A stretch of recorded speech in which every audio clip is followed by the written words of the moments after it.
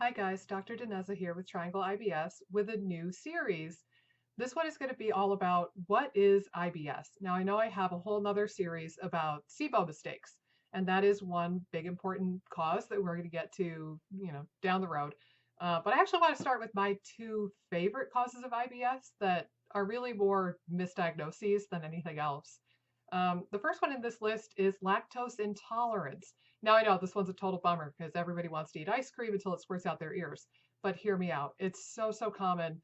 And whether or not we want to admit it, we have to realize that it's out there and it's actually really common.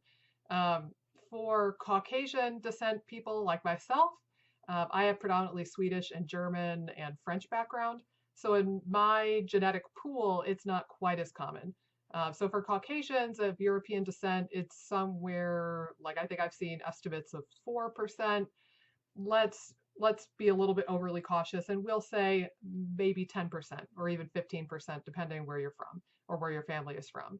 However, if we get into other ethnicities, that's where the problems start occurring. So for Latino or Mexican Americans or people of Latino descent in other countries, that number is going to be somewhere around 50%, it looks like, by most estimates. If you're African American or of African descent, that number jumps up to about 75%. And if you're Asian American or of Asian descent, that number jumps way up to about 90% by a lot of the estimates that I've seen. So if you're Asian or of Asian descent and you have IBS, please, please, please, please, please try to cut out lactose and dairy entirely and see if you feel better. If you're Black, if you're African American or of African descent, please, please, please, please, please try to cut out dairy and see how you feel.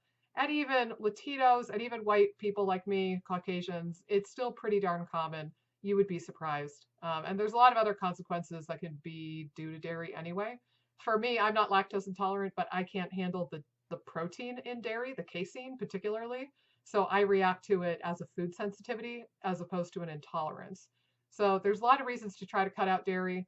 I know a lot of my nutritional therapy practitioner friends would shun me from the group for saying that because a lot of them like dairy, but it is really, really common. We need to take this into account. And I'm not really convinced that just taking lactate or taking some enzyme to cover that up is really the best idea. However, it is worth noting that. So I think the best way to differentiate between true lactose intolerance, so an inability to digest the sugar, as opposed to like a food sensitivity or some other reaction that I was talking about for myself. The best way I think to differentiate between those two things is to do a little experiment that I call the lactose challenge. Basically, what I have people do is once we've already tested for food sensitivities against dairy, so once we've ruled out like casein intolerance, whey intolerance, or sensitivity, and we're through that, then what I have people do is cut out dairy entirely for about maybe 2 weeks or so, enough to give you a breather. Then what I have you do is go to the store and buy some lactose-free dairy milk. So go ahead and get like a small, maybe half gallon or less container of that. And then I have people try to drink lactose-free milk for a couple of days and see if there's any changes. If not, cool, we've officially moved past the possibility of any type of like weird inflammatory or food sensitivity reaction. Hopefully, there's a little bit of an asterisk that I'll get to momentarily, but that kind of clears that out of the way. And then I have them go to the store or the farm or wherever and get actual milk with the lactose in it. If the lactate didn't, or the lactose-free milk didn't make you react, and then you add in regular milk and you blow up into a fiery ball of inflammation, then congratulations, you're officially lactose intolerant. We didn't need to do any expensive testing, and we just figured it out.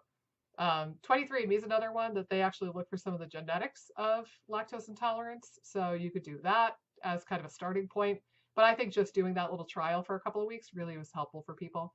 The asterisk that I want to mention is that food sensitivity testing and elimination diets are a little bit trickier than that. That's going to be the topic of another series down the road.